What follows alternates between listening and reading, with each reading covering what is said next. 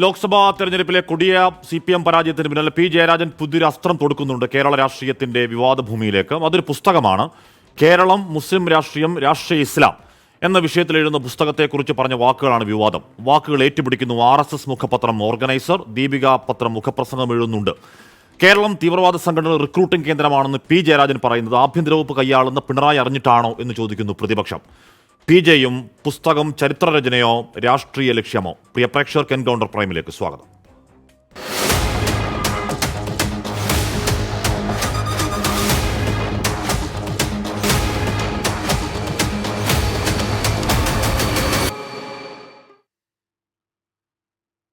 Shri R V Babu, Shri Shaiju Antony, Shri Reji ലൂക്കോസ്, ശ്രീ അമീൻ ഹസൻ എന്നിവർ ചർച്ചയിൽ പങ്കെടുക്കുന്നു. ആദ്യം ഞാൻ ശ്രീ ഷൈജു ആന്റണി 2015, 16, 17 കാലയളവിലാണല്ലോ ആ പ്രതിഭാസം എന്ന് പറഞ്ഞാൽ ലോകത്തെ ഏതെങ്കിലും ഇസ്ലാമിക രാഷ്ട്രങ്ങളുടെ പിന്തുണയില്ലാത്തൊരു ദുരൂഹ സംഘം ഇസ്ലാമിക രാഷ്ട്ര സംസ്ഥാപനം എന്ന ദുരൂഹ ലക്ഷ്യത്തോടു കൂടി ഏതോ മേഖലകളിലേക്ക് പോകുന്നു.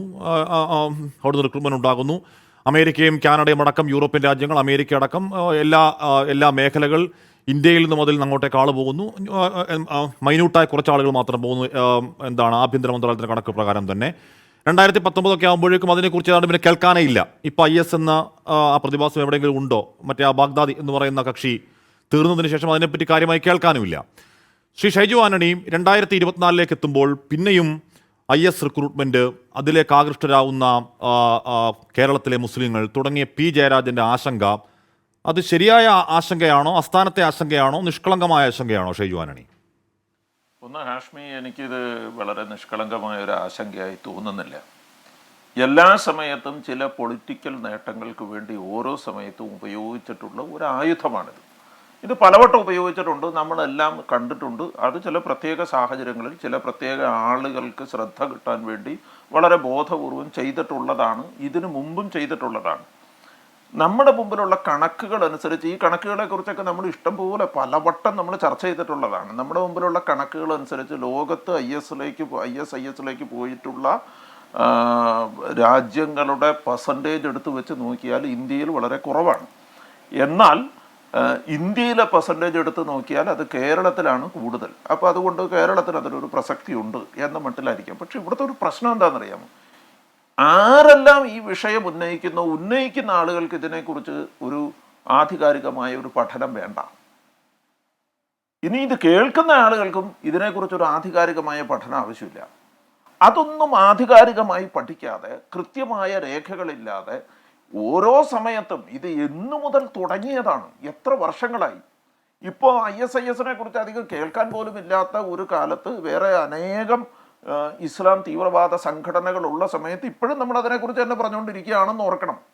അപ്പോൾ അത് പറയുകയും അത് പറഞ്ഞതിൻ്റെ തൊട്ടു പിന്നാലെ ഒബ്സർവറും ദീപികയും, ഈ രണ്ടും നമ്മൾ വളരെ കാര്യമായി ശ്രദ്ധിക്കണം. അവർ രണ്ടുപേരും ഇതൊരു കമൻ്റായിട്ട് എടുക്കുന്നു.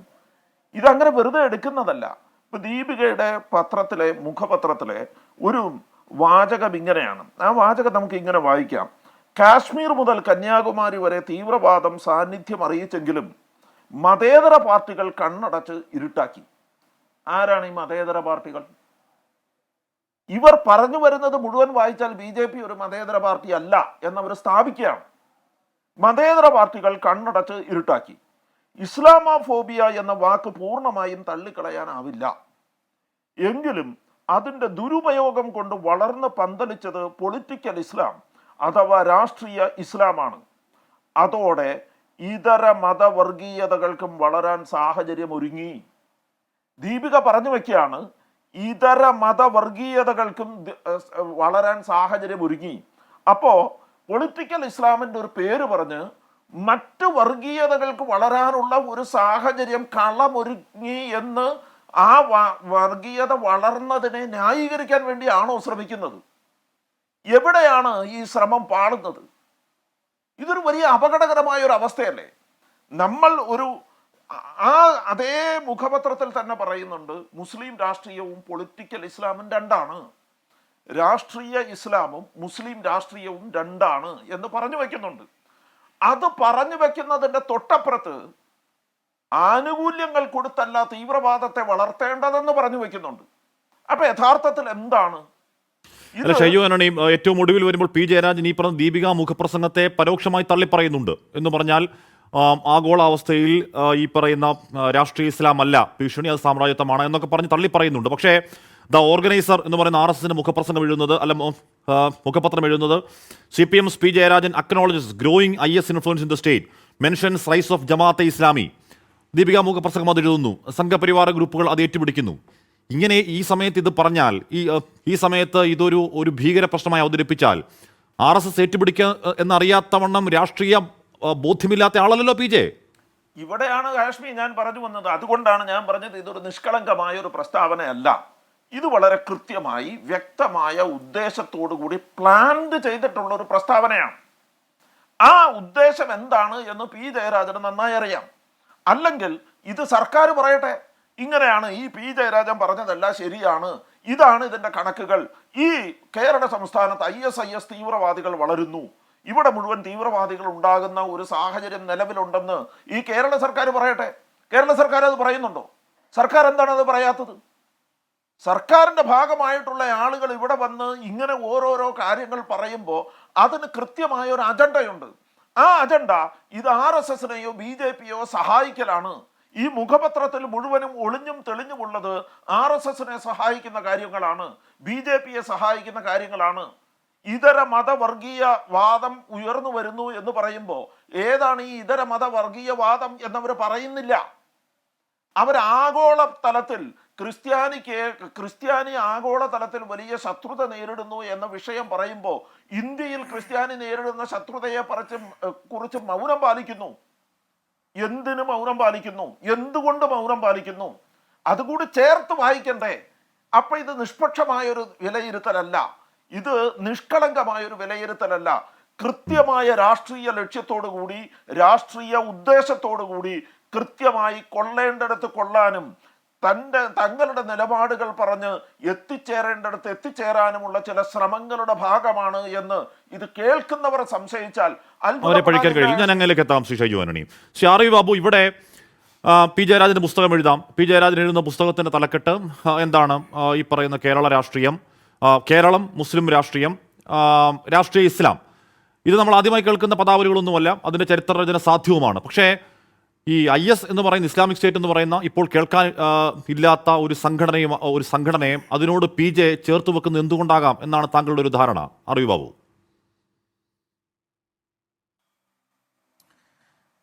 ഈ വിഷയത്തെ കുറിച്ച് നമ്മൾ ചർച്ച ചെയ്യുമ്പോൾ ഇത് പുതിയ ഒരു വെളിപ്പെടുത്തലോ പുതിയ ഒരു പ്രസ്താവനയോ അല്ല.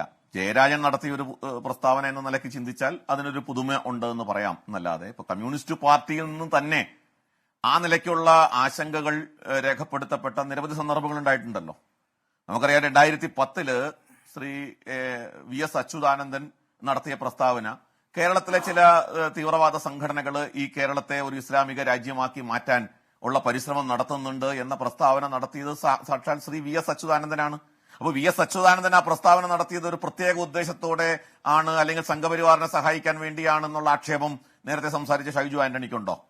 അപ്പോ ഇത് VS അച്യുതാനന്ദൻ മാത്രമല്ലല്ലോ, കേരളത്തില് ചുരുങ്ങിയത് 3 പോലീസ് ചീഫുമാരെങ്കിലും, നമ്മൾ DGP എന്ന് പറയുന്ന പോലീസ് ചീഫുമാരെങ്കിലും ഈ വിഷയത്തെ സംബന്ധിച്ച് ഗൗരവമായിട്ട് പൊതുസമൂഹത്തിന് മുമ്പിൽ വെളിപ്പെടുത്തിയിട്ടില്ലേ? TP സെൻകുമാർ പറഞ്ഞിട്ടുണ്ട്. TP സെൻകുമാറിനെ ഇനി വേണമെങ്കിൽ സംഘിയായിട്ട് നമുക്ക് ചാപ്പ കുത്തി മാറ്റി നിർത്താം. ലോക്നാഥ് ബെഹ്റ പറഞ്ഞത് ഇത് തന്നെയല്ലേ? എന്തിന് ജേക്കബ് ന്യൂസ് റിട്ടയർ ചെയ്ത് ഉടനെ നടത്തിയ പ്രസ്താവനയും ഇത് തന്നെയായിരുന്നില്ലേ? അല്ല, ശ്രീ അറിവ് നമ്മൾ നേരിട്ട് ചോദിച്ചാൽ മുതിർന്ന പോലീസ് ഉദ്യോഗസ്ഥന്മാർ ഹൈക്കോടതിയിൽ ഒരു റിപ്പോർട്ട് കൊടുത്തിട്ടുണ്ടോ? അല്ല ശ്രീ ആർ വി ബാബു, ഇവിടെ നമ്മൾ നേരിട്ടുള്ള ചോദ്യം എന്ന് പറഞ്ഞാൽ ഇപ്പോൾ ലോകത്ത് കെട്ടടങ്ങി എന്ന് കരുതുന്ന ശ്രീ ആർ വി ബാബു, ഇവിടെ ഇപ്പോൾ ലോകത്ത് കെട്ടടങ്ങി എന്ന് കരുതുന്ന അല്ലെങ്കിൽ ഒരു താൽക്കാലിക പ്രതിഭാസം എന്ന് വിലയിരുത്തപ്പെടുന്ന ലോകത്തിലെ ഏതെങ്കിലും ഒരു മുസ്ലിം രാഷ്ട്രത്തിന്റെ പിന്തുണ ഒരു കാലത്തും ഇല്ലാത്ത ഒരു സംഘം, ആ സംഘം അമേരിക്കയിൽ നിന്നും കാനഡയിൽ നിന്നുമൊക്കെ ഈ പറയുന്ന ഭ്രാന്തനാശയക്കാർ അങ്ങോട്ടേക്ക് പോയിട്ടുണ്ട്. അത് തുടങ്ങിയതുപോലെ തന്നെ അവസാനിച്ച ഒരാശയത്തെ പി ജെ, ഞാൻ പറയുന്നത് ഇപ്പോൾ കേരളത്തെക്കുറിച്ച്, കേരളത്തിൻ്റെ മുസ്ലിം രാഷ്ട്രീയത്തെക്കുറിച്ച്, ഇനി രാഷ്ട്രീയ ഇസ്ലാം ഉണ്ടെങ്കിൽ അതിൻ്റെ സ്ഥാനത്തെക്കുറിച്ചൊക്കെ പറയുന്ന കൂട്ടത്തിൽ ആ സംഘടനയെ പി ജെ ചേർത്ത് വെക്കുന്നത് എന്തുകൊണ്ടാണെന്നാണ് ഞങ്ങളുടെ ധാരണ, ശ്രീ ആർ വി ബാബു? അല്ല, കേരളത്തെ അത് CPM ബാധിക്കുന്നു. അത്തരത്തിലുള്ള ഇസ്ലാമിക തീവ്രവാദ രാഷ്ട്രീയം പൊളിറ്റിക്കൽ ഇസ്ലാമിലേക്ക് ചെറുപ്പക്കാർ ഇപ്പോ ഇവിടെ ഈ കണക്കാണ് പറയുന്നത്, അതായത് എത്ര പേര് പോയി, അങ്ങനെയല്ല അതിനെ കണക്കാക്കേണ്ടത്. ഇസ്ലാമിക തീവ്രവാദ ആശയം എന്ന് പറയുമ്പോൾ അത് അല്ല, ഒരു സെക്കൻഡ് ഞാൻ പറയാം. IS എന്നുള്ളത് ഇപ്പൊ ഇവിടെ പറഞ്ഞു IS നഷ്ടപ്പെട്ടുകൊണ്ടിരിക്കുന്നു അല്ലെങ്കിൽ അസ്തമിച്ചുകൊണ്ടിരിക്കുന്നു. IS ഒരു പ്രതീകമാണ്.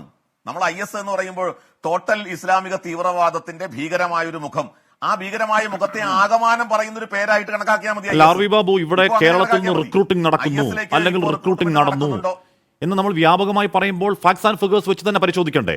എത്ര പേരാണ് IS ലേക്ക് പോയത് എന്ന് തന്നെ പരിശോധിക്കണ്ടേ ശ്രീ ആർവി ബാബു? അല്ല, IS ലേക്ക് എത്ര പേര് പോയി? എന്തായാലും ഒരാളെങ്കിലും പോയിട്ടുണ്ടോ? 21 പേര് പോയി എന്ന് സർക്കാർ തന്നെ വെളിപ്പെടുത്തിയിട്ടുണ്ട്. പിണറായി വിജയൻ തന്നെ പറഞ്ഞിട്ടുണ്ട് 21 പേര് പോയി എന്ന്. അത് കഴിഞ്ഞ് പിണറായി വിജയൻ തന്നെ പ്രഖ്യാപിച്ചിട്ടുള്ള ഒരു കാര്യമാണ് കേരളത്തിൽ നിന്ന് 21 പേര് പോയി. അത് എന്തോ അല്ല, അത് കഴിഞ്ഞും കണക്ക് വന്നു എന്ന് പറഞ്ഞാൽ 2000 ലോക്സഭയിലെ ചോദ്യത്തിന് അന്ന് കൊടിക്കുന്നിൽ സുരേഷാണ് ചോദിക്കുന്നത് എന്ന് പറഞ്ഞാൽ എന്താണ്, whether the reports of some persons in the country including from Kerala have joined ISIS and if so the details thereof എന്ന ചോദ്യത്തിന് the NIA has registered 19 cases related to ISIS and out of these charge sheets have been filed in 11 cases എന്ന് പറഞ്ഞാൽ 130 കോടിയിൽ 11 കേസാണ് ISIS recruitment രാജ്യത്തുണ്ടായ കാര്യം ആര് പറയുന്നത്? ആരാണ്? നമ്മുടെ MHA പറയുന്നതാണ്. 2 of these cases relate to missing of 22%. അതായത് 2 കേസുകളാണ് കേരളത്തിൽ ISIS ബന്ധപ്പെടുന്നത്. കേന്ദ്രം പറയുന്ന കണക്കാണ്. 130 കോടിയിൽ 19 കേസിനെ കുറിച്ചാണ് നമ്മൾ അങ്ങനെ ഭീകരമായി പറയേണ്ടത് അല്ലേ? അല്ല, പിന്നെ എത്ര പേര് പോകണം ഹാഷ്മി? IS ലേക്ക് എത്ര പേര് പോയാലാണ് IS-ന്റെ ഭീഷണി കേരളത്തിലുണ്ടെന്ന് നിങ്ങൾ സമ്മതിക്കുക? എത്ര പേര് യുപിയിൽ എത്ര പേര് പോയി? ഇത് വളരെ വ്യക്തമല്ലേ? ജയരാജൻ പറഞ്ഞത് എന്താ? കാശ്മീരിൽ പോയി വെടിയേറ്റ് മരിച്ചു 4 പേര്. ഒരു സെക്കൻഡ്, ജയരാജൻ പറഞ്ഞത് എന്താ? കാശ്മീരിൽ പോയി 4 പേര് വെടിയേറ്റ് മരിച്ചു. എന്താ 4 പേര് വെടിയേറ്റ് മരിച്ചാൽ പോലെ ഒരു 4000 പേര് വെടിയേറ്റ് മരിച്ചാലേ കേരളത്തിൽ അതൊരു ഭീഷണിയായിട്ട് തോന്നുന്നു എന്നുണ്ടോ ഹാഷ്മിക്ക് അഭിപ്രായം ഉണ്ടോ? ഇതൊരു ആശയമാണ് ഹാഷ്മി. തീവ്രവാദം ഒരു ആശയമാണ്. ആ ആശയത്തിന്റെ പ്രയോക്താക്കളായിട്ട് രംഗത്ത് വരുന്നവർ ആൾക്കാരുണ്ടാവുള്ളൂ. ഇനി മുസ്ലിം മതവിഭാഗത്തേക്ക് ഒളിയം പറയുകയാണെങ്കിൽ ആർവി ബാബു, കേരളത്തിലെ 2011 സെൻസസ് പ്രകാരം എത്രയാണ്? 88 ലക്ഷമാണ്. ഹാഷ്മി, തുടക്കം മുതൽ ഇങ്ങനെ അല്ല, ഞാൻ പറയട്ടെ, തുടക്കം മുതൽ അല്ല 88 ലക്ഷം പേരാണ്. 88 ലക്ഷം പേര് മുസ്ലിങ്ങളുണ്ട്. 88 ലക്ഷം പേരും IS ആയാൽ മാത്രമേ IS-ന്റെ ഭീഷണി ഉണ്ടെന്ന് ഹാഷ്മി സമ്മതിക്കൂ. സാറേ, 88 ലക്ഷം പേര് 4 പേര് പോയി കഴിഞ്ഞാൽ ആർവി ബാബു, 88 ലക്ഷം പേരിൽ ആകെ 4 പേരാണ് അങ്ങോട്ടേക്ക് പോയതെങ്കിൽ, അല്ലെങ്കിൽ 2 IS കേസ് ആണെങ്കിൽ ആ മതസമൂഹം എത്രത്തോളം അവജ്ഞയോടുകൂടി ആ സംഘത്തെ തള്ളിക്കളയുന്നു എന്നതിന് ഉദാഹരണമല്ലേ ആ കണക്ക്? ആണോ? അവർക്കിടയിൽ ഒരു സ്വാധീനം ഉണ്ടാക്കാൻ ഇക്കൂട്ടർ കഴിയുന്നില്ല എന്നതിന് തെളിവല്ല കണക്ക്. നോക്കൂ, അല്ല, ആ മതസമൂഹം പറയാം, ആ മതസമൂഹത്തിൽ നിന്ന് ചെറുപ്പക്കാര് പോകുന്നില്ല എന്നുണ്ടെങ്കിൽ, അല്ലെങ്കിൽ പോകാൻ കഴിയാത്ത സാഹചര്യം ഗവൺമെന്റ് തലത്തിൽ അല്ലെങ്കിൽ നിയമപരമായ തലത്തിൽ കൂടി ഉള്ളത് കൊണ്ടാണ് ഈ പറയുന്ന രീതിയിൽ പോകാൻ പറ്റാത്തത് എന്നുള്ളത് വായനയും കൂടി അതിന്റെ കൂട്ടത്തിൽ നടത്തണം ഹാഷ്മി. അങ്ങനെ ഒരു വായനയും കൂടി ഉണ്ട്. ഒന്നാമത്. 2, എല്ലാവരും പോകണ്ടെന്നേ, എല്ലാവരും പോകണ്ട. മറിച്ച് ഞാൻ പറയട്ടെ, എന്നെ ഒന്ന് പറയാൻ അനുവദിക്കൂ. നിങ്ങൾ ഇങ്ങനെ ഇടയ്ക്കിടയ്ക്ക് ഷൈജു ആന്റണിയെ പൂർണ്ണമായും നിങ്ങൾ അനുവദിച്ചല്ലോ. ഞാൻ പറയുന്നൊന്ന് കേൾക്കൂ. ഇപ്പൊ ഇവിടെ എന്താണ് ദീപിക അടക്കം ഉയർത്തുന്ന ചില ദീപിക മാത്രമല്ല, ക്രൈസ്തവ സഭയുടെ ആശങ്കയായിട്ട് അവർ ഉയർത്തിയിട്ടുള്ള കാര്യങ്ങൾ എന്താ? വഖഫിന്റെ വിഷയം വന്നു. ക്രൈസ്തവ സഭ അവരുടെ ആശങ്ക പറഞ്ഞില്ലേ? വഖഫിന്റെ വിഷയത്തില്, വഖഫ് ബോർഡിന്റെ നിയമത്തില് അത് ഒരു തരത്തിൽ ഇസ്ലാമിക പൊളിറ്റിക്കൽ ഇസ്ലാമിന്റെ ഭാഗം തന്നെയല്ലേ? പൊളിറ്റിക്കൽ ഇസ്ലാമിന്റെ ഭാഗം തന്നെയാണ് വഖഫിന്റെ വിഷയം. അതേപോലെ തന്നെ പൈങ്ങോട്ടൂർ സെന്റ് ജോസഫ് സ്കൂളിലെ നിസ്കാരത്തിന്റെ വിഷയം വന്നു. നിർമ്മല കോളേജിലെ നിസ്കാരത്തിന്റെ വിഷയം വന്നു. പൊളിറ്റിക്കൽ ഇസ്ലാമിന്റെ ഭാഗമാണ് കാശ്മീർ. അത് ഇതെല്ലാം കേരളത്തിൽ വ്യാപകമായി ഒരു മഹാത്മാഗാന്ധിയെ വെടിവെച്ചു കൊന്ന നാഥുറാം വിനായക് ഗോഡ്സെ രാജ്യം കണ്ട ഏറ്റവും വലിയ ദേശസ്നേഹിയാണെന്ന് പറയുന്ന ഒരാളെ BJP MP ആക്കി വെച്ചു. അതിനേക്കാൾ വലുതാണോ പൈങ്ങോട്ടൂര്? ആർവി ബാബു, ഈ ഭ്രാന്തം കൂട്ടം എല്ലായിടത്തും ഉണ്ടാവുന്നേ. ഗോഡ്സയെ അങ്ങനെയല്ലോ ഒരു മതസമൂഹത്തിന്റെ പിന്തുണ അതിനുണ്ടാവുമ്പോഴോ? ഇവിടെ കേസിലെ പ്രതിയെ ജയിപ്പിച്ചതും ഇവിടെ ഈ കേരളത്തിൽ തന്നെയല്ലേ? ജയിപ്പിച്ചതും ഈ കേരളത്തിൽ തന്നെയല്ലേ? അല്ലേ? RSSകാർ എത്ര കണ്ണൂരിൽ എത്ര CPമാരെ വെട്ടിക്കൊന്നു, ജയിപ്പിച്ചിട്ടില്ലേ? CPമാർ തിരിച്ച് RSSകാരെ വെട്ടിക്കൊന്നിട്ടില്ലേ? ഇവിടെ ഹത്യ എന്ന് പറയുന്നത് ഏതെങ്കിലും ആർക്കെങ്കിലും അടിച്ചു വെച്ച് കൊടുത്തിട്ടുള്ളതാണോ?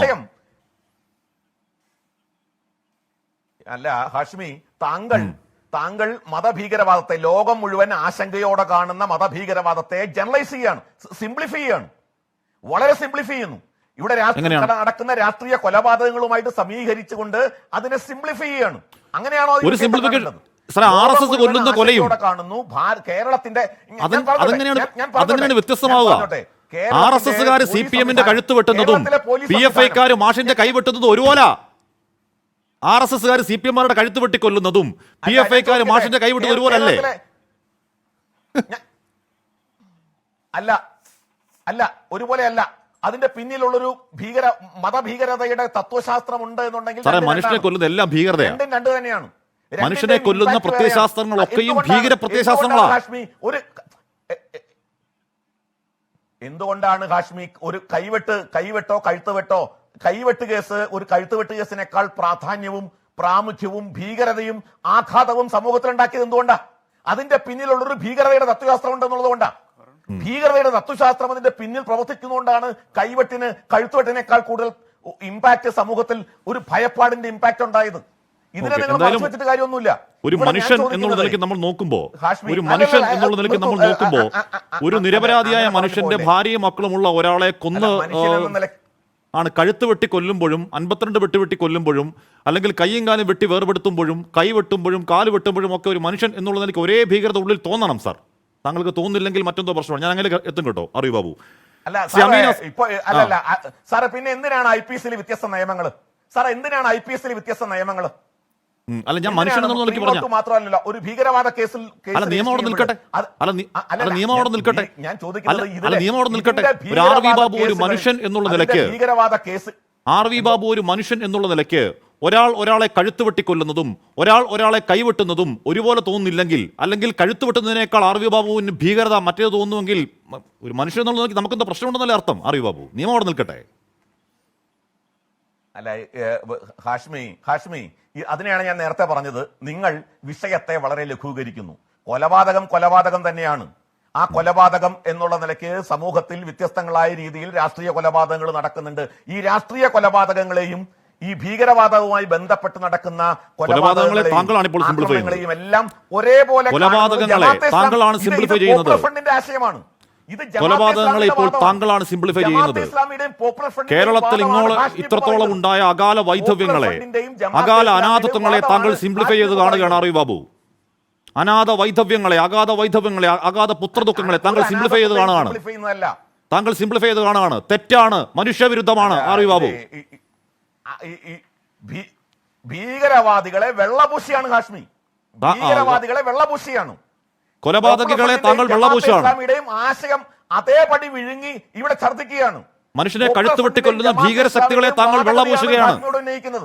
മനുഷ്യനെ കഴുത്ത് വെട്ടിക്കൊള്ളുന്ന ഭീകരശക്തികളെ താങ്കൾ വെള്ളപൂശുകയാണ്. 100 അനാഥത്വം കാരണമായ ഭീകരശക്തികളെ താങ്കൾ വെള്ളപൂശുകയാണ്. ഞാൻ ആരെയും വെള്ളപൂശിയിട്ടില്ല സാർ. നന്ദി, താങ്ക് യു. വെള്ളപൂശിയിട്ടില്ല. രണ്ടിന്റെയും ഇമ്പാക്ട് വ്യത്യാസം ഉണ്ടെന്നാ പറഞ്ഞത്. രണ്ടിന്റെയും ഇമ്പാക്ട് വ്യത്യാസം, രണ്ടും ഉണ്ടാക്കുന്ന സമൂഹത്തിലെ ആഘാതത്തിന് വ്യത്യാസമുണ്ട്. ശരിയാണ്. കഴുത്ത് വെട്ടിയാലും ചോര ഒഴുകും, കൈ വെട്ടിയാലും ചോര ഒഴുകും. ശരിയാണ് സാർ. കഴുത്ത് വെട്ടിയാൽ ചോര ഒഴുകും, കൈ വെട്ടിയാലും ചോര ഒഴുകും. അങ്ങനെയൊക്കെ ഇമ്പാക്ട് ഒന്നും തന്നെ, ഒരു മനുഷ്യനൊന്നും ഇമ്പാക്ട് ഒന്നും തന്നെ. ഓക്കെ, ഞാൻ എത്താം അറിയൂ ബാബു. അല്ല കേസ് ഓരോ കേസിനും എന്തുകൊണ്ടാ ഓരോ കേസിനും ഇപ്പോ ബലാത്സംഗ കേസ് ഒട്ടനവധി നമ്മുടെ സമൂഹത്തിൽ നടക്കുന്നുണ്ട്. എന്താ നടിക്കെതിരെയുള്ള ബലാത്സംഗ കേസ് വലിയ തോതിൽ വിഷയമാവുന്നത്? എന്തുകൊണ്ടാണ്? ഓരോ കേസിനും ഓരോ മാനമുണ്ട്. ആ മാനത്തിനനുസരിച്ചിട്ടാണ് അത് ചർച്ച ചെയ്യുന്നത്. നിങ്ങൾ കേരളത്തിലെ എല്ലാ ബലാത്സംഗ കേസും ചർച്ച ചെയ്യാറുണ്ടോ? റേപ്പ് കൊട്ടേഷൻ ആയതുകൊണ്ടാ കേരളത്തിലെ എല്ലാ രാഷ്ട്രീയ കൊലപാതകങ്ങളും നമ്മൾ ചർച്ച ചെയ്തിട്ടുണ്ട്, ചർച്ച ചെയ്യുന്ന ഉണ്ടായാൽ. ഇത് ആദ്യത്തെ റേപ്പ് കൊട്ടേഷൻ ആദ്യത്തെയാണോ? ആദ്യത്തേതാണോ? RV ബാബുവിന് അറിയാവുന്ന വേറെ റേപ്പ് കൊട്ടേഷൻ പറയാമോ? ബാബുവിന് അറിയാവുന്ന വേറെ റേപ്പ് കൊട്ടേഷൻ പറയാമോ? RV ബാബുവിന് അറിയാവുന്ന വേറെ റേപ്പ് കൊട്ടേഷന്റെ പറയാമോ? കേസ് പറയാമോ? RV ബാബുവിന് അറിയാവുന്ന കേരളത്തിലെയോ രാജ്യത്തെയോ വേറെ റേപ്പ് കൊട്ടേഷൻ പേര് പറയാമോ? ഏത് കൊട്ടേഷൻ? നിർഭയ കേസ് ഏത് കൊട്ടേഷനാണ് സാർ? ഏത് കൊട്ടേഷനാ? നിർഭയ കേസ് ഏത് കൊട്ടേഷനായിരുന്നു? ഏത് കൊട്ടേഷനായിരുന്നു? രാജ്യം മുഴുവൻ ചർച്ച ചെയ്ത കേസല്ലേ? ആറിബാബു, എന്തുകൊണ്ടാണ്? നിർഭയ കേസ് അതിന് ഏത് വേറൊരു- കൊട്ടേഷൻ ആയിരുന്നു? അതുണ്ടാക്കുന്ന മാനം വേറെയാണ്. നിർഭയ കേസ് ഏത് കൊട്ടേഷൻ ആയിരുന്നു? ഏത് ആറിബാബു കൊട്ടേഷൻ പറയുകയാണ് പറയൂ. മറ്റേ നിങ്ങളല്ലേ എന്താണ് റേപ്പ് കൊട്ടേഷൻ, ആദ്യത്തെ നിങ്ങൾ റേപ്പ് കൊട്ടേഷൻ ആണ്. പറയൂ. ആദ്യത്തെ റേപ്പ് കൊട്ടേഷൻ ആണ്, അതുകൊണ്ടാണ് അതിന്റെ പ്രത്യേകത. ആദ്യത്തെ റേപ്പ് കൊട്ടേഷൻ ആണ്. അല്ലെങ്കിൽ ആറിബാബുവിന് അറിയാവുന്ന വേറെ റേപ്പ് കൊട്ടേഷന്റെ പേര് അങ്ങ് ഓർത്തു നോക്കൂ, ഉണ്ടെങ്കിൽ പറയൂ, ഞാൻ അങ്ങനെയൊക്കെ എത്താപ്പോഴേക്കും. അല്ലെന്ന് ഞാൻ പറയുന്നത്, ചർച്ച ചെയ്തത് നിർഭയ കേസ് ചർച്ച ചെയ്തോ? നിർഭയ കേസ് ചർച്ച ചെയ്യാനുള്ള സാഹചര്യം എന്തായിരുന്നു? ചർച്ച ആ ചെയ്തില്ല. നിർഭയ കേസിന് അതിന്റെ മാനം വേറെയാണ്. നിരവധി ഓക്കേ. ബലാത്സംഗങ്ങൾ നടന്നിട്ടുണ്ട് രാജ്യത്ത്. നിരവധി ക്രൂരമായ കൊലപാതകങ്ങൾ നടന്നിട്ടുണ്ട്. ഇതൊക്കെ നടന്നിട്ടുണ്ട്. നിങ്ങൾ തീവ്രവാദ ആക്രമണങ്ങളെയും തീവ്രവാദ വിഷയത്തെയും സിംപ്ലിഫൈ ചെയ്ത് ഈ രാജ്യത്തെ ജനങ്ങളിൽ ഒരു സിംപ്ലിഫിക്കേഷൻ നടത്തില്ല സാർ, ഒരു സിംപ്ലിഫിക്കേഷൻ നടത്തില്ല. ശരി ശരി, നമ്മൾ മനുഷ്യൻ എന്നുള്ള നിലയ്ക്ക് നോക്കുമ്പോൾ എന്റെ പ്രേക്ഷകർക്ക് മനസ്സിലാവുന്നുണ്ട്, മനുഷ്യൻ എന്നുള്ള നിലയ്ക്ക് നോക്കുമ്പോൾ ഒരാളുടെ കഴുത്ത് വെട്ടി കൊന്നിടുന്നതും ഒരാളുടെ കൈ വെട്ടുന്നതും ഒരാളെ 52 വെട്ടുന്നതും ഒരേ ഇമ്പാക്റ്റ് ആണ് ഉണ്ടാക്കുന്ന, ഒരേ അനാഥത്വമാണ്, തർക്കമാക്കാര്യത്തില്ല. അമീനിലേക്കാണ് ഞാൻ ഇടവേളയ്ക്ക് ശേഷം. ഷമീന ഹസനി, പി ജയരാജൻ എന്ന രാഷ്ട്രീയ വ്യക്തിത്വം ഇപ്പോൾ കഴിഞ്ഞുപോയ ഒരു തിരുവോണ ദിനം എന്ന മട്ടിൽ ഒരു തിരുവോണ ദിനത്തിൽ RSSകാരാൽ വെട്ടിക്കൊലപ്പെടുത്താൻ ശ്രമിച്ച് ജീവച്ഛവമാക്കപ്പെട്ട ആളാണ്. അദ്ദേഹത്തിന്റെ ആ പരിക്ക്, ഒരു കൈ അനങ്ങാത്ത രൂപത്തിൽ ഇപ്പോഴും ആ പരിക്ക് ശരീരത്തിൽ ചരിത്രത്തിന്റെ ഓർമ്മ എന്ന മട്ടിൽ പേറിക്കൊണ്ട് നടക്കുന്ന ആളാണ്. അങ്ങനെ രാഷ്ട്രീയ പശ്ചാത്തലം പി ജയരാജനുണ്ട്. ഇപ്പോൾ ആ അഭിമുഖത്തിൽ, ആ പ്രാദേശിക ചാനൽ കൊടുത്ത അഭിമുഖം നടത്തുന്ന മാധ്യമപ്രവർത്തകൻ കേരളത്തിൽ ഈ പറഞ്ഞ ISIS റിക്രൂട്ട് നടക്കുന്നുണ്ടോ എന്ന് ചോദിക്കുമ്പോൾ നടന്നിട്ടുണ്ടല്ലോ, അല്ലാതെ ഇപ്പോൾ നടക്കുന്നില്ല എന്ന് പറഞ്ഞില്ലെങ്കിൽ കൂടിയും, മാത്രമല്ല പി ജയരാജൻ ഫേസ്ബുക്കിൽ പങ്കുവച്ചിരിക്കുന്ന ആ തമ്പനയിലിൽ കേരളത്തിൽ IS റിക്രൂട്ട്മെന്റ് നടക്കുന്നുണ്ട് എന്നാണ് പറയുന്നതെങ്കിലും അല്പസമയം മുൻപ് വന്ന പി ജയരാജന്റെ ഫേസ്ബുക്ക് വിശദീകരണത്തിൽ കേരളത്തിൽ ഇപ്പോൾ ISIS റിക്രൂട്ട്മെന്റ് നടക്കുന്നത് എവിടെയും പറഞ്ഞിട്ടില്ല. മുൻപ് വിരലെണ്ണാവുന്ന റിക്രൂട്ട് ചെയ്തിട്ടുണ്ട് എന്നാണ് പറഞ്ഞത്. അതിലിപ്പോഴും ഉറച്ചു നിൽക്കുന്നു. രണ്ടുപേർ ഇപ്പോൾ കേരളത്തിന്റെ ജനസംഖ്യ വെച്ച് നോക്കിയാൽ മൈന്യൂട്ടായ ന്യൂനപക്ഷമാണെങ്കിൽ കൂടി രണ്ട് പേർ എന്ന് MHA പറയുന്നുണ്ടെങ്കിൽ കൂടി രണ്ടുപേരുണ്ടായിട്ടുണ്ട്. ശ്രീ അമീൻ ഹസൻ, കേരളത്തിന്റെ രാഷ്ട്രീയ ഭൂമിയെക്കുറിച്ചും മുസ്ലിം രാഷ്ട്രീയത്തെക്കുറിച്ചും അതുപോലെ സാമുദായിക രാഷ്ട്രീയത്തെക്കുറിച്ചും ഈ പറഞ്ഞ രാഷ്ട്രീയ ഇസ്ലാമിന്റെ സ്വാധീനത്തെക്കുറിച്ചും ഒരു ചരിത്രരചന നടത്തുന്ന പി ജയരാജൻ അതിൽ ഒരു ഭാഗമായി ഈ പ്രതിഭാസത്തെക്കുറിച്ച് പറഞ്ഞു പോകുന്നത് പാതകമാണോ അമീൻ ഹസൻ? ഹഷ്മി, ഞാൻ ആദ്യം കരുതിയത് പി ജയരാജൻ ആത്മകഥ എഴുതുന്നു എന്നാണ്. അപ്പോൾ ഞാൻ ആലോചിച്ചിരുന്നത് യഥാർത്ഥത്തിൽ ഒരു CPM നേതാവിന്, CPMകാരന് അദ്ദേഹം ജീവിച്ചിരിക്കെ കേരളത്തിൽ സത്യസന്ധമായ ഒരു ആത്മകഥ എഴുതാൻ സാധ്യമല്ല. പിന്നീടാണ് മനസ്സിലായത് അത് ഒരു ഇസ്ലാമോഫോബിയ പ്രചരിപ്പിക്കുന്ന തരത്തിലുള്ള ഒരു പുസ്തകമാണ്. അദ്ദേഹം വസ്തുതകളും എന്താണെന്നൊക്കെ ഇനി വിശദമായി വന്നിട്ട് വേണം. ഇതുവരെ പുറത്തു വന്നതനുസരിച്ച് കേരളത്തിൽ നല്ല വളക്കൂറുള്ള മുസ്ലിം വിരുദ്ധത പ്രചരിപ്പിക്കുന്ന ഒരു പുസ്തകമാണ് പി ജയരാജൻ എഴുതിയിട്ടുള്ളത് എന്ന് വേണം മനസ്സിലാക്കാൻ. അങ്ങനെയുള്ള ഒരു പുസ്തകം ഏതൊരു CPM നേതാവിനും കേരളത്തിൽ ഏത് സമയത്തും ഒരു ചെക്സ് ആൻഡ് ബാലൻസും ഇല്ലാതെ കേരളത്തിൽ എഴുതാൻ കഴിയും. നിർബാധം CPM ഉപയോഗപ്പെടുത്തിയിട്ടുള്ള മുസ്ലിം വിരുദ്ധതയുടെ, ഇസ്ലാമോഫോബിയയുടെ ഒരു തുടർച്ചയാണ് പി ജയരാജനും നടത്തുന്നത് എന്നാണ് ആമുഖമായി ഇപ്പോൾ പുറത്തു വന്നിട്ടുള്ള പ്രതികരണങ്ങളിൽ നിന്ന് നമുക്ക് മനസ്സിലാക്കാൻ കഴിയുക. അതിൽ ലോകത്ത് നടക്കുന്ന ഇസ്ലാമിസത്തെക്കുറിച്ചുള്ള വിമർശനങ്ങൾ, സംവാദങ്ങളൊക്കെ ഈ ഒരു കോണ്ടെക്സ്റ്റിൽ നമുക്ക് ഈ ഒരു പാനലിൽ ഇരുന്ന് ചർച്ച ചെയ്യേണ്ടതുണ്ട് എന്ന് എനിക്ക് തോന്നുന്നില്ല. കാരണം അതല്ല ജയരാജന്റെ ഉദ്ദേശം എന്ന് മനസ്സിലാക്കാനുള്ള സാമാന്യ ബുദ്ധി നമുക്കെല്ലാവർക്കും ഉണ്ടാവേണ്ടതാണ്. എന്തുകൊണ്ട് ഈ കോണ്ടെക്സ്റ്റിൽ പി ജയരാജനെ പോലുള്ള CPMലെ വളരെ മുതിർന്ന, എന്നാൽ CPMന്റെ ഔദ്യോഗിക നേതൃത്വവുമായി പലതരത്തിലുള്ള കലഹങ്ങൾ നടത്തിക്കൊണ്ടിരിക്കുന്ന പി ജയരാജൻ ഇത്തരത്തിലുള്ള ഒരു പ്രസ്താവന ഇപ്പോൾ കേരളത്തിൽ നടത്തുന്നു? ആരാണ് പി ജയരാജനെ പ്രതിരോധിച്ചുകൊണ്ടിരിക്കുന്നത്? CPMന്റെ ഔദ്യോഗികമായ ഒരു പ്രതിനിധിയും പി ജയരാജനെ പ്രതിരോധിക്കാൻ അല്ലെങ്കിൽ ന്യായീകരിക്കാൻ താങ്കളുടെ ചാനൽ ചർച്ചയിൽ പോലും ഇല്ല. ആരാണ് പി ജയരാജനെ പ്രതിരോധിക്കുന്നത്?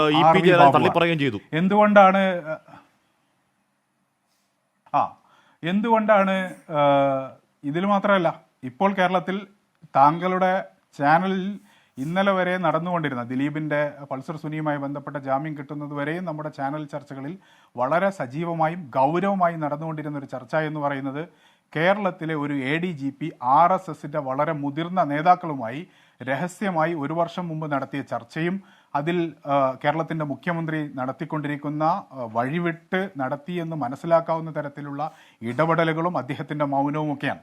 ആ ഒരു ഘട്ടത്തിൽ പി ജയരാജൻ നടത്തുന്നു, അടുത്ത മാസം പുറത്തിറങ്ങുന്ന ഒരു പുസ്തകത്തിന്റെ ടീസർ പുറത്തിറക്കുമ്പോൾ അദ്ദേഹം നടത്തുന്ന ഒരു അഭിമുഖമാണ്.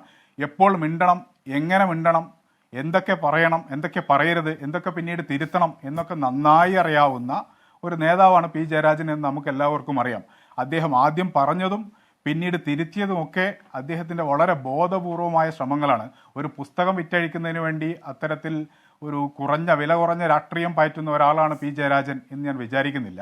വളരെ കാൽക്കുലേറ്റഡ് ആയിട്ടുള്ള ഒരു രാഷ്ട്രീയമായ പൊളിറ്റിക്കലായ ഒരു മൂവാണ് പി ജയരാജൻ നടത്തുന്നത്. ഇതിൻ്റെ കുഴപ്പം എന്താണെന്ന് വെച്ചാൽ, നേരത്തെ എളമരം കരീം ഈ കേരളത്തിൽ കേന്ദ്ര സർവകലാശാലകളിലേക്ക് മുസ്ലിം വിദ്യാർത്ഥികൾ റിക്രൂട്ട്മെന്റ് നടത്തുന്നു എന്നൊരു പ്രസ്താവന കോഴിക്കോട് നടത്തിയത് ഹഷ്മിക്ക് ഓർമ്മയുണ്ടോ എന്ന് എനിക്കറിയില്ല.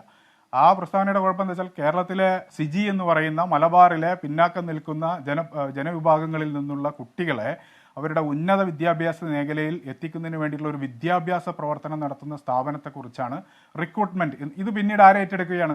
RV ബാബു ഏറ്റെടുക്കുന്നു. റിക്രൂട്ട്മെന്റ് ജിഹാദ് എന്ന കോയിനേജ് ഉണ്ടാവുന്നു. VS അച്യുതാനന്ദൻ ലവ് ജിഹാദ് നടക്കുന്നു എന്ന് പറയുന്നു.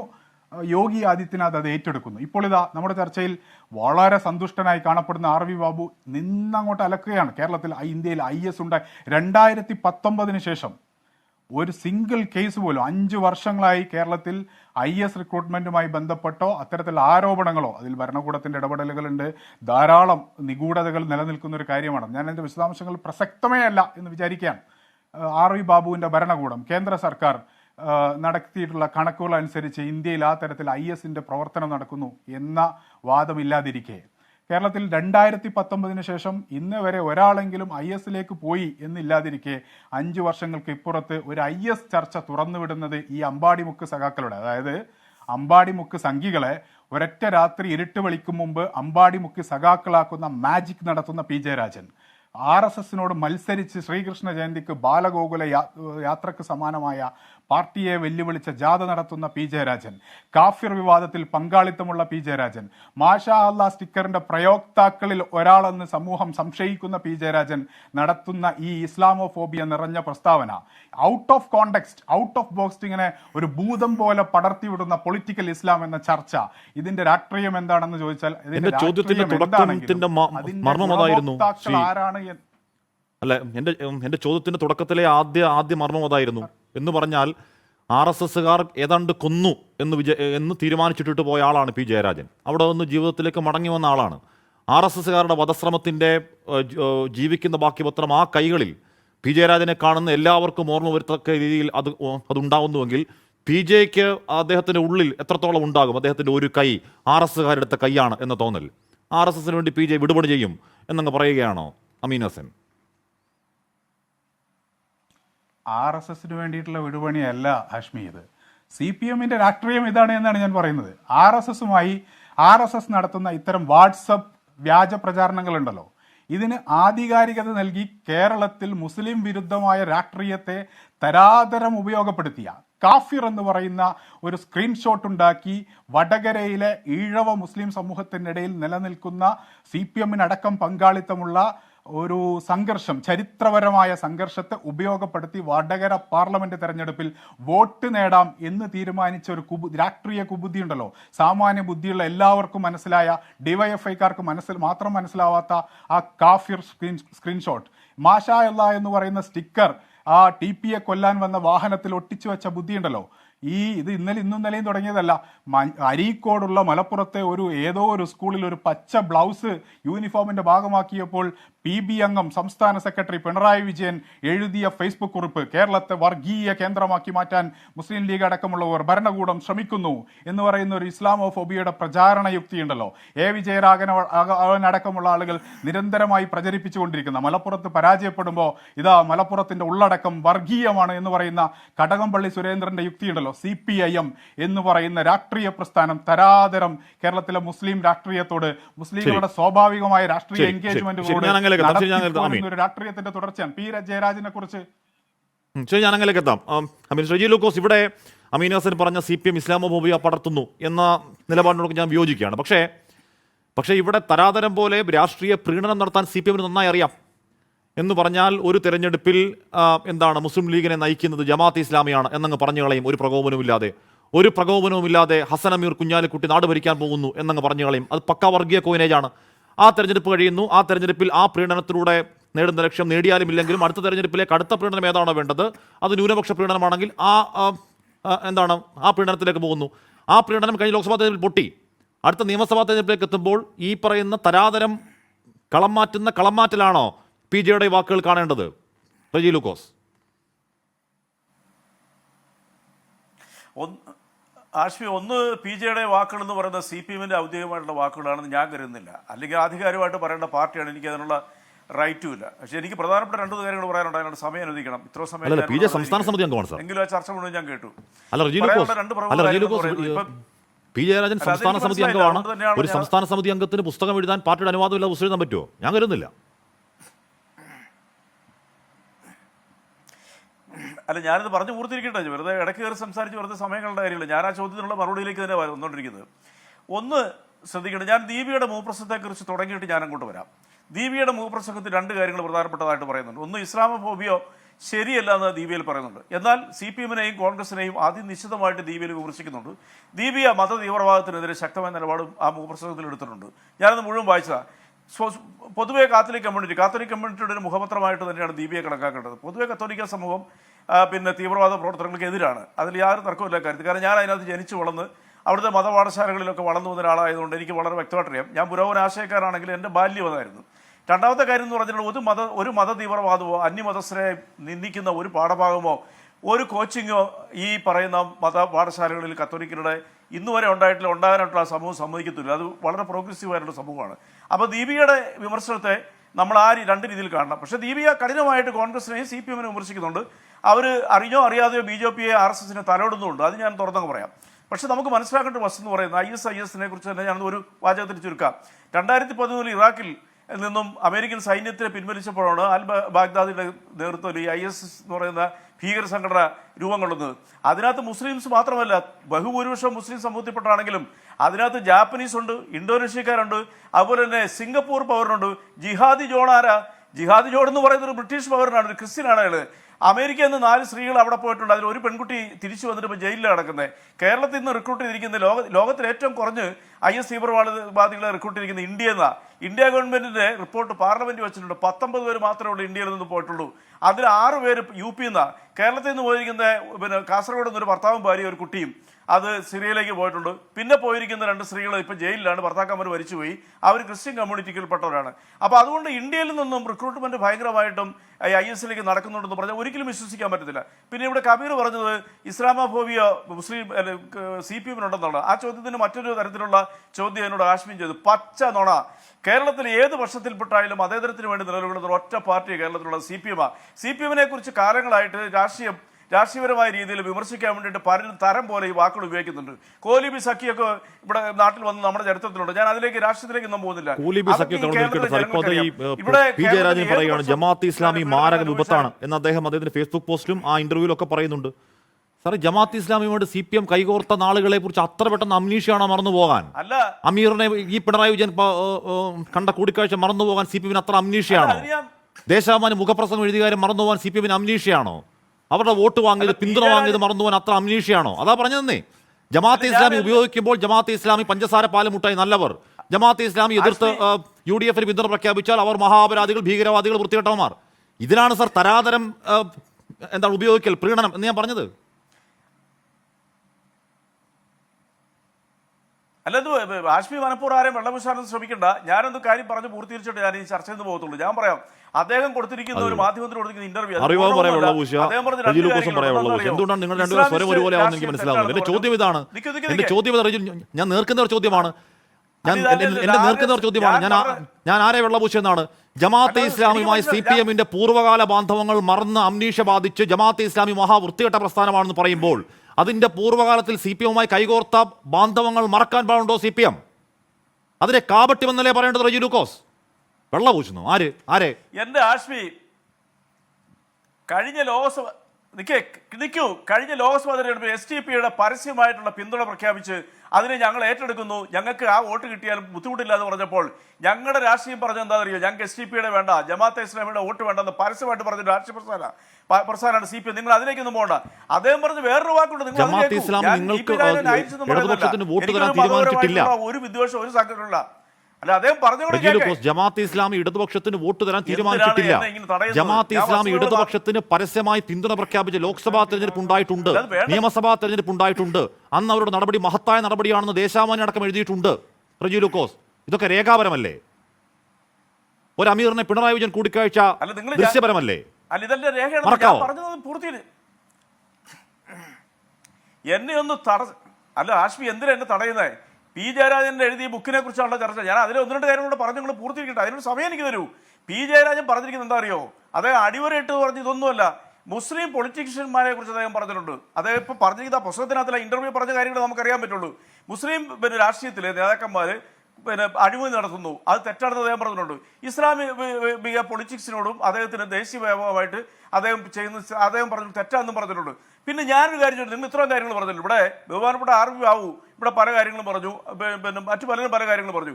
ഇന്ത്യയിലെ വാസം പറയുകയാണെന്നുണ്ടെങ്കിൽ ഭീകരവാദം എന്നുള്ള വാക്ക് നിങ്ങൾ ചാർത്തുന്നില്ലെങ്കിലും ഇന്ത്യയിൽ ഹിന്ദുത്വ തീവ്രവാദികൾ കൊല ചെയ്ത ചരിത്രങ്ങളെക്കുറിച്ച് ഞാൻ ചെറുതായിട്ടൊന്ന് പറയാം. ഞാൻ ഗ്രഹാം ഷെയിംസിനെ കൊന്നുതള്ളി തരാം, അദ്ദേഹത്തിന്റെ മക്കളെയും ഓസ്ട്രേലിയൻ മിഷണറി ആയിരുന്നത് ആ ഒറീസയിൽ കൊന്നുതള്ളി തരാ. തീവ്ര ഹിന്ദുത്വവാദികളാ. അന്ന് ആ പ്രതികളെ ജയിൽ മോചിതരാക്കണമെന്നും പറഞ്ഞു വെറുതെ വിടണമെന്നും പറഞ്ഞുകൊണ്ട് സത്യാഗ്രഹം നടത്തിയ ആൾ ഇന്ന് ഒറീസയുടെ മുഖ്യമന്ത്രിയാ. എന്താണ് മണിപ്പൂർ നടന്നുകൊണ്ടിരിക്കുന്നത്? മെയ്തി എന്ന് പറയുന്ന ഹൈന്ദവ സംസ്കാരത്തിൽ അല്ലെങ്കിൽ ഹിന്ദുത്വത്തിൽ വിശ്വസിക്കുന്ന ഗോത്രവർഗ്ഗക്കാര്, പിന്നെ കുക്കികൾ എന്ന് പറയുന്ന ക്രിസ്ത്യൻ സമൂഹത്തിന്റെ ആരാധനാലയങ്ങൾ മുഴുവൻ കത്തിച്ചു കളഞ്ഞ് 200 പേരെ അധികം പേരെ കൊന്നു തള്ളിയത് ഏത് തീവ്രവാദത്തിന്റെ ബേസിൽ നിങ്ങൾ കൊടുക്കും? അത് വർഗീയതയല്ലേ? അത് തീവ്രവാദമല്ലേ? സ്റ്റാൻസാമി എന്ന് പറയുന്ന 86-കാരൻ പിന്നെ ഛത്തീസ്ഗഡിലെ മാവോയിസ്റ്റുകൾക്ക് ഏജന്റാണെന്ന് പറഞ്ഞുകൊണ്ട് പാവങ്ങൾക്ക് വേണ്ടി പ്രവർത്തിച്ച ആ മനുഷ്യരെ ജയിലിലിട്ട് ലോക ചരിത്രത്തിൽ ഏറ്റവും വലിയ ക്രൂരമായ രീതിയിലുള്ള മരണത്തിന് വിട്ടുകൊടുത്ത ആരാ? നിങ്ങൾ മറുപടി പറയൂ. അപ്പൊ ആരും അങ്ങനെ സ്വയം വെള്ളവീശൊന്നും വേണ്ട. ഏത് തീവ്രവാദിയും എതിർക്കേണ്ടത് തന്നെ, ഒരു തർക്കമില്ല കാര്യത്തിൽ. ലോകത്തിലുള്ള മുഴുവൻ തീവ്രവാദികളെ എതിർക്കേണ്ടതാ, ഒരു സംശയമില്ല. ഇന്നിപ്പോ എന്താ നമ്മൾ കേട്ടോണ്ടിരിക്കുന്നത്? തീവ്രവാദ പ്രസ്ഥാനങ്ങളുടെ കോൺസിക്വൻസ് ഇന്ന് ഈ രാജ്യം, ഈ ലോകം അനുഭവിച്ചുകൊണ്ടിരിക്കുക. നാളെ ആഷ്മിക്കും രജിക്കും ആർ ബാബു ചേട്ടനും അതുപോലെ തന്നെ ഷൈജു ആന്റണിയൊന്നും സുരക്ഷിതമല്ലാത്ത സാഹചര്യത്തിലേക്ക് വന്നു. ഇന്നലെ നടന്ന സംഭവം എന്താ? ലോകത്തിന് ഇന്ന് വരെ കണ്ടുപിടിക്കാൻ പറ്റിയിട്ടില്ല ഒരു സയന്റിഫിക് അസസ്മെന്റിലും ഇന്നലെ നടന്ന വ്യാപകമായിട്ടുള്ള പേജർ സ്ഫോടനത്തെക്കുറിച്ച് എങ്ങനെ സംഭവിച്ചതിനെ കുറിച്ച് ഇപ്പോഴും തർക്കങ്ങൾ നടന്നുകൊണ്ടിരിക്കുക. നാളെ ഏതെങ്കിലും ഒരു ഫ്ലൈറ്റ് പോലും ഇങ്ങനെ ആകാം. ലോകം അരക്ഷിതാവസ്ഥയിലേക്ക് മാറിയിരിക്കുന്നതിന്റെ ബേസ് എന്താ? തീവ്രവാദത്തിന്റെ കോൺസിക്വൻസ് ആണ്, തീവ്രവാദത്തിന്റെ ശിശുക്കൾ തന്നെ. അത് നിങ്ങൾ എന്തുകൊണ്ട് അതിലേക്കൊന്നും ഈ ചർച്ച കൊണ്ടുപോകുന്നില്ല? കേരളത്തിലെ ഏതെങ്കിലും മാധ്യമം അതിനെക്കുറിച്ചൊന്നും ചർച്ച ചെയ്യുന്നുണ്ടോ? എന്നാൽ നിങ്ങൾ വിദേശത്തെ മാധ്യമങ്ങൾ എടുത്തു നോക്കൂ. നിങ്ങൾ പിന്നെ New York Times, Washington Post, CNN, Al Jazeera പോലുള്ള മാധ്യമങ്ങൾ ഇന്നത്തെ ദിവസം മുഴുവൻ അത് സംസാരിച്ചുകൊണ്ടിരിക്കുന്നത്. നമ്മൾ എന്തുകൊണ്ട് മലയാള മാധ്യമങ്ങൾ അത്തരം തീവ്രവാദ പ്രശ്നങ്ങളെ കുറിച്ച് ചർച്ച ചെയ്യപ്പെടുന്നില്ല? ഇത്തരം സ്ഫോടനങ്ങളും എന്തിന്റെ ഫലമായിട്ടത് ഉണ്ടായത്? അത് ആഷ്മി ആലോചിച്ചേ. മധ്യേഷ്യ മുഴുവനും ഭയങ്കര ഭീകരമായിട്ടുള്ള അവസ്ഥയിലേക്കാണ്. നാം ആലോചിച്ചിട്ടുണ്ടോ? സ്റ്റാർ വാറിനെ കുറിച്ച് ഒരു സിനിമ വന്നിട്ടുണ്ടോ? ഈ ലോകത്ത് ഇങ്ങനെ ഒരു ആക്രമണ പദ്ധതികളെ കുറിച്ച് നമ്മൾ ആരും സങ്കല്പിച്ചിട്ടുണ്ടോ? ഇപ്പോഴും അത് എങ്ങനെയാണെന്നുള്ളതിനെ കുറിച്ച് തർക്കങ്ങൾ നടക്കുക. ആർക്കും ഒന്നും അറിയാൻ പറ്റുന്നത് എങ്ങനെയാണെന്നുള്ളതും. പേജർ എന്ന് പറയുന്ന 90-കളിൽ അപ്രത്യക്ഷമായ ഒരു ഡിവൈസ് വെച്ച് ഒരു സമൂഹത്തിലെ ഏതാണ്ട് 10-30ഓളം പേരെ കൊന്നുകളഞ്ഞു. ഇപ്പൊ ഏറ്റവും ലേറ്റസ്റ്റ് ആയിട്ട് പറയുന്നത് 30-ൽ മുകളിൽ പോകുന്ന പറയുന്നത് 4000ഓളം പേരെ കൊല്ലാതെ കൊന്ന് അതിൽ 400 പേര് അതിഭീകരമായിട്ടുള്ള പിന്നെ പരിക്കേറ്റിരിക്കുന്നു. ഇറാന്റെ അംബാസഡർ ഗുരുതരാവസ്ഥയിലായിരിക്കുന്നു. ഇത്തരം തീവ്രവാദ പ്രവർത്തനം അത് അങ്ങോട്ടും ഇങ്ങോട്ടും ആയാലും ഈ തീവ്രവാദ പ്രവർത്തനങ്ങൾ അസ്തമിക്കാതെ ഈ ലോകം നന്നാകത്തില്ല. നമ്മൾ CPM ശത്രുത വെച്ചോണ്ട് ഇതാണ്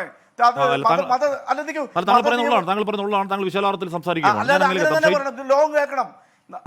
ശരി ഷൈജു ആന്റണി, നമ്മളിലും ഒരു ചർവിത ചരണം പോലെ ഒരു മൂലയ്ക്ക് ഇരുന്നുകൊണ്ട് അല്ലെങ്കിൽ ഒറ്റ കാര്യങ്ങളെ എനിക്ക് 1 മിനിറ്റ് കൂടെ തന്നേ പറ്റൂ. ഈ ഇത്ര നേരം എനിക്ക് സമയം കിട്ടിയിട്ടില്ല. കേരളത്തിനെ സംബന്ധിച്ചോളം ഇപ്പൊ ഞാൻ ഒരു കാര്യത്തിൽ ആർ വി ബാബുവിനോട് ഞാൻ യോജിക്കും. ഞങ്ങൾ ഒരു വൈരുദ്ധ്യമായ രാഷ്ട്രീയ പ്രസ്ഥാനത്തിലാണ്. തീവ്രവാദികൾ എവിടെയാണെങ്കിലും അത് എന്താ പറയാ, അത് ചോദ്യം ചെയ്യപ്പെടേണ്ടത് തന്നെയാണ്, ഒരു തർക്കമില്ലാത്ത കാര്യത്തിൽ. അതുകൊണ്ട് ദീപികയുടെ പ്രസംഗത്തെ ഞങ്ങളെ തള്ളി പറഞ്ഞിട്ടുണ്ട്, പിന്നെ കോൺഗ്രസിനെ രൂക്ഷമായിട്ട് വിമർശിച്ചിട്ടുണ്ട്. ദീപികയുടെ കൃത്യമായിട്ടുള്ള അവരുടെ ഭീഷണികൾ ചരിത്രപരമായിട്ട് അതാണ്. പക്ഷേ ദീപികയ്ക്ക് പറ്റിയിരിക്കുന്ന ഒരു ചെറിയ അബദ്ധം ഞാൻ പറയാം. RSSന് വെള്ളപൂശാൻ ശ്രമിച്ചിട്ടുണ്ട്. ഞാൻ അതിനാണ് മണിപ്പൂർ വിഷയം എടുത്തത്. ഒറ്റ വാചകം കൊണ്ട് നിർത്തുവാണ്. റാണി മരിയ എന്നും പറയുന്നതുകൊണ്ട് ഇപ്പം വിശുദ്ധ പദവിയിലെത്തിയിരിക്കുന്ന ഒരു സിസ്റ്ററുണ്ട്. ഉത്തരേന്ത്യയിൽ വെച്ച് ഒരു കഠിനകൃതനായ ഒരു തീവ്രവാദി, മത തീവ്രവാദി, അയാൾ പരസ്യമായിട്ട് പറഞ്ഞിട്ടുണ്ട്. അയാൾ അവരെ പെരുവഴിയിലിട്ട് പാവങ്ങൾക്ക് വേണ്ടി ശുശ്രൂഷിച്ച നടന്ന ആ പാവ കന്യാസിനെ കൊന്നു തള്ളി. ഇപ്പൊ അയാൾ ജയിൽവാസത്തിന് ശേഷം അയാൾ ഇപ്പൊ കൺഫസ് ചെയ്ത് അവരുടെ ആരാധികയായി മാറി. അങ്ങനെയുള്ള ചരിത്രമുള്ള ഹിന്ദുത്വ തീവ്രവാദികളെ വെള്ളം പൂശിക്കൊണ്ട് ഒരു വിഭാഗത്തിനെ മാത്രം ഇങ്ങനെ തീവ്രവാദികൾ എന്ന് പറയുന്നുണ്ടെന്നും എനിക്ക് യോജിക്കാൻ പറ്റത്തില്ല. തീവ്രവാദത്തിനെ അടിമൂടി മാറ്റിയേ പറ്റത്തുള്ളൂ.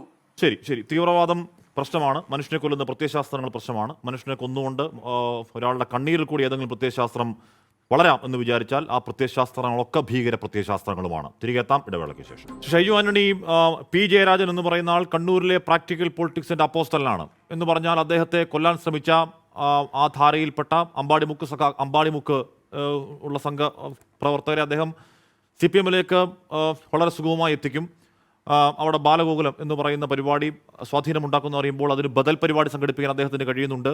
ഏറ്റവും ഒടുവിൽ വാവുബലിക്ക് ആർക്കെങ്കിലും വിട്ടുകൊടുക്കേണ്ട കാര്യമില്ല, നമ്മുടെ സഖാക്കൾ പറഞ്ഞ് സഹായിക്കണം, അത് സ്വാധീന മേഖലയാണ് എന്ന് അദ്ദേഹത്തിന് ഫേസ്ബുക്ക് പോസ്റ്റ് ഇടാൻ കഴിയും, പാർട്ടി അനുകൂലിച്ചാലും പ്രതികൂലിച്ചാലും.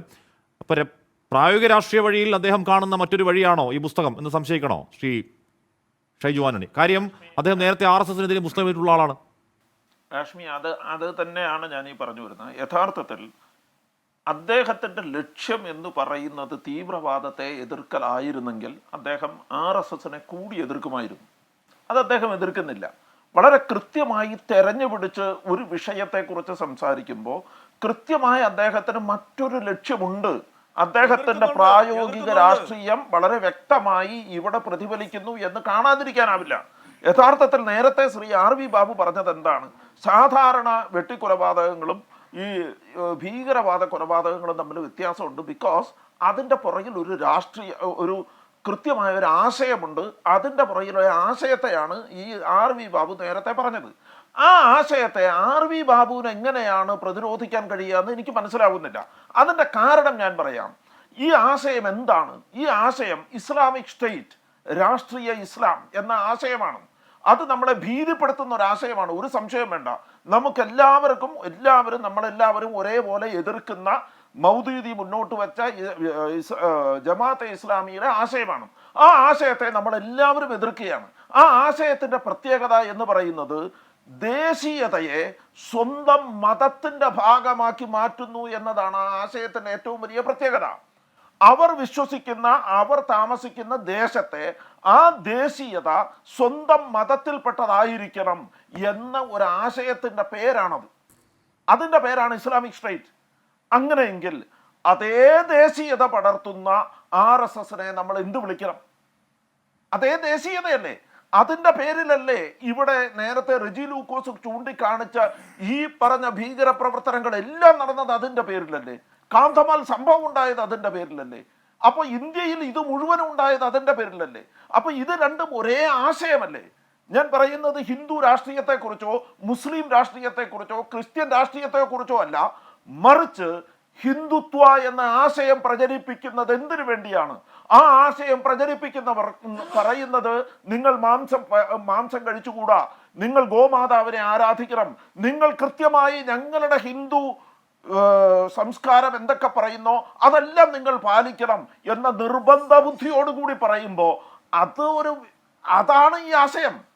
ഇതേ ആശയം ഇസ്ലാം പറയുമ്പോൾ അത് ദേശവിരുദ്ധയാകുകയും ഇതേ ആശയം ഇസ്ലാം പറയുമ്പോൾ അതിനെ നമ്മൾ എതിർക്കുകയും, എന്നാൽ അതേ ആശയം തന്നെ ഒരു ഹിന്ദു സംഘടന പറയുമ്പോൾ അതിനെ നമ്മൾ വെള്ളപൂശുകയും ചെയ്യരുത്. അത് തെറ്റാണ്. ഇത് രണ്ടും ഒരുപോലെ എതിർക്കപ്പെടേണ്ടതാണ്. തീവ്രവാദം എന്ന് പറയുന്നതിനെ അതിശക്തമായി നമ്മൾ ഒരേ നാണയത്തിന്റെ രണ്ട് അപ്പുറവും ഇപ്പുറവുമുള്ള, അത് ഏത് മതമായാലും ഒരു നാണയത്തിന്റെ ഇരുവശങ്ങളായി കണ്ടുകൊണ്ട് ഒരേ തുലാസിൽ തൂക്കി ഒരേപോലെ എതിർക്കപ്പെടേണ്ടതാണ്.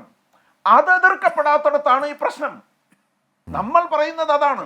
നിങ്ങൾ വളരെ കൃത്യമായി ആലോചിച്ച് നോക്കിക്കൊണ്ട് പറയണം ഇത് രണ്ടും തമ്മിൽ എന്താണ് വ്യത്യാസം, ആശയങ്ങളിൽ എന്താണ് വ്യത്യാസം, അപ്രോച്ചസിൽ എന്താണ് വ്യത്യാസം. ഒരു വ്യത്യാസമില്ലല്ലോ. ഒരേ അപ്രോച്ചല്ലേ, ഒരേ ആശയമല്ലേ. അവർ എടുക്കുന്നത് കുറെ കൂടി വേറൊരു രീതിയിലായിരിക്കും. നിങ്ങൾ മറ്റൊരു തരത്തിൽ ഇങ്ങനെ ആലോചിച്ച് നോക്കണം. ഇന്ന് ISISനെ പിന്തുണയ്ക്കുന്ന ഏത് രാഷ്ട്രമാണ് ലോകത്തുള്ളത്? ഏതെങ്കിലും അറബ് രാജ്യങ്ങളുണ്ടോ? അഫ്ഗാൻ പോലുമില്ല. അഫ്ഗാനിൽ നിന്ന് ഒരു ഇന്ത്യക്കാരൻ പയ്യനെ കഴിഞ്ഞ ദിവസം അറസ്റ്റ് ചെയ്തു. ISISൽ അവൻ പങ്കാളിയാണെന്ന് പറഞ്ഞാണ് അഫ്ഗാൻ പോലീസ് അറസ്റ്റ് ചെയ്തത്, അവിടത്തെ ജയിലിലിട്ടിരിക്കുന്നത്.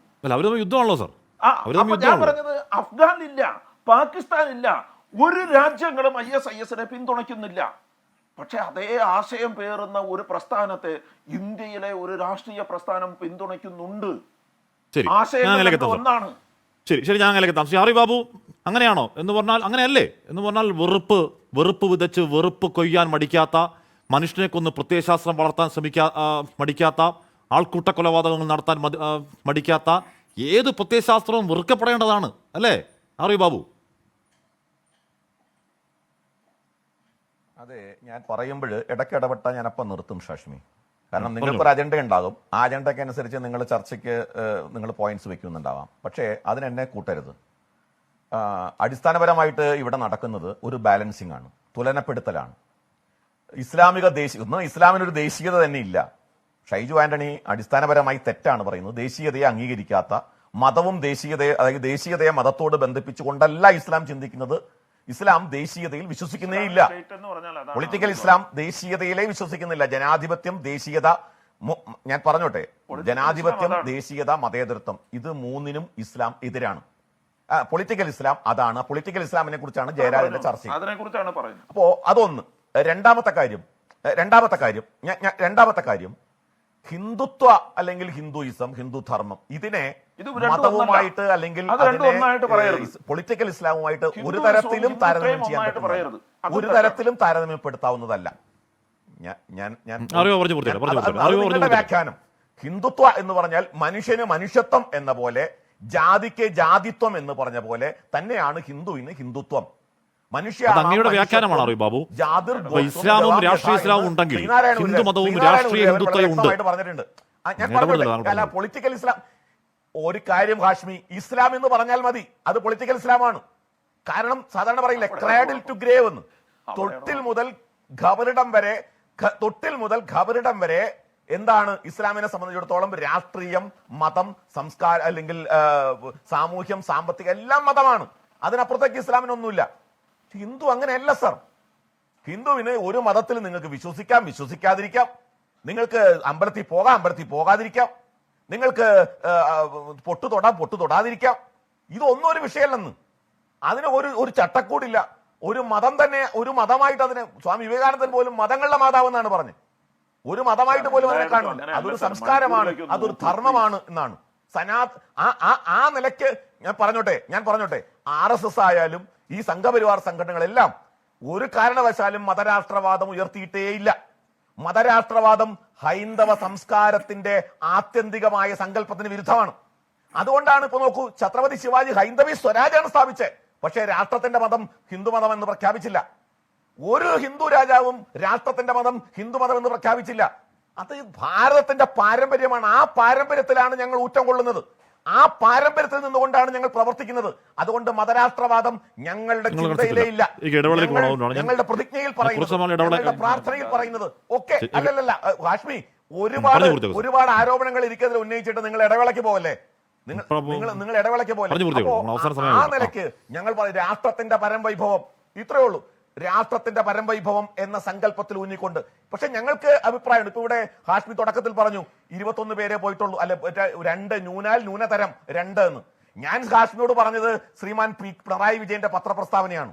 ശ്രീ പിണറായി വിജയൻ 2021 നടത്തിയ പത്രപ്രസ്താവനയിലാണ് പിണറായി വിജയൻ പറഞ്ഞത് 100 പേര് 2016 21 പേര് പോയി എന്ന് അദ്ദേഹം പറഞ്ഞു.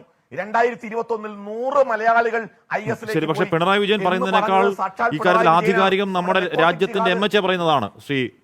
രാജ്യത്തിന്റെ MHA പറയുന്നത് തന്നെയല്ലേ? ആണെന്നാണ് എന്റെ അറിവ്. ഞാൻ തിരികെ എന്താ പറഞ്ഞേ? 19 കേസ്.